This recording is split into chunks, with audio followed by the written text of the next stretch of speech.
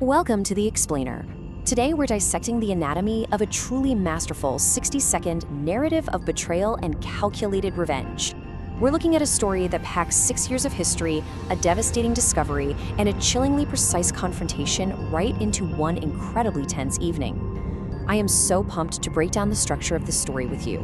We'll be analyzing exactly how the tension is built, held, and finally released.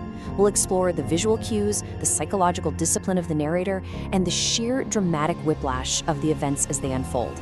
Let's get right into it. Okay, let's dive into this with Section 1, the 6-year setup. Everything about this initial setup speaks to total dedication and meticulous preparation.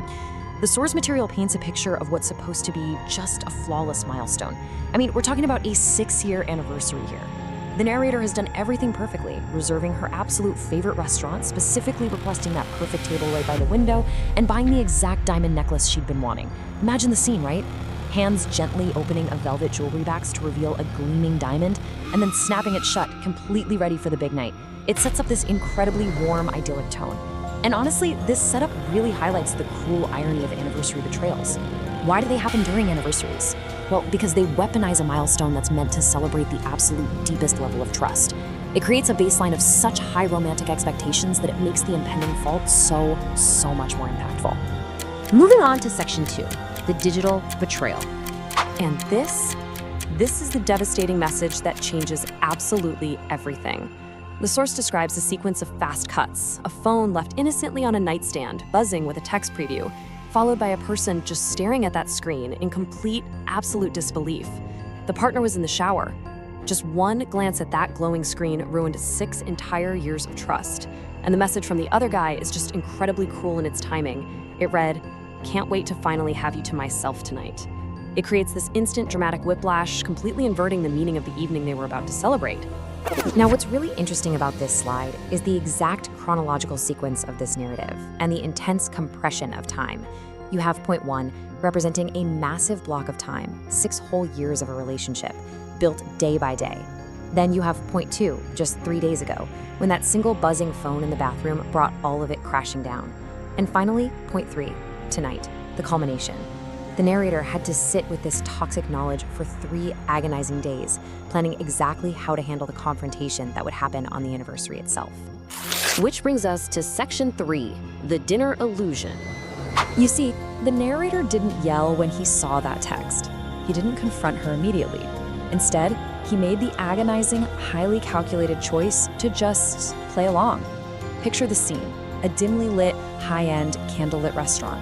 Opposite him, his partner is smiling innocently, completely unaware of what he knows. We can actually break his discipline down into these painful steps. Step 1, he let her go through the entire ritual of getting dressed up and doing her makeup for a celebratory dinner. Step 2, he actually held her hand in the car ride over, maintaining all the physical affection of a loving partner. And Step 3, the heaviest of all, he sat across from her and let her truly believe she was getting away with it. The restraint required to execute this illusion is just staggering. This leads right into Section 4, the envelope reveal. Notice the massive contrast here. This is the absolute turning point of the story. At the restaurant, the partner raises her glass and sweetly says, "Happy anniversary, baby." Right? It's the peak of the illusion. The narrator reaches into his jacket. Now, the expectation is that beautiful velvet jewelry box containing the diamond necklace she wanted. But the brutal reality? He pulls out a thick manila envelope and places it right on the table. He was pulling out a gift, just not the one she ever expected to receive. Let's look at exactly what was inside. This wasn't just some vague accusation. It was an undeniable, physical dossier of betrayal. He had printed screenshots, hotel receipts, timestamp texts. He didn't leave any room for arguments, gaslighting, or excuses. He compiled every piece of damning evidence, printed it out in hard copy, and handed it to her over a candlelit dinner. Every single item in that envelope acts like a hammer blow to the lie she'd been living. So, the crucial point is coming up in Section 5, the mic drop and exit. The source describes a tight close-up of the partner's face instantly turning pale as she opens the envelope and realizes exactly what she's looking at. The illusion is totally shattered. The narrator calmly stands up. He doesn't take the unopened velvet jewelry box with him. Instead, he just slides it across the table toward her.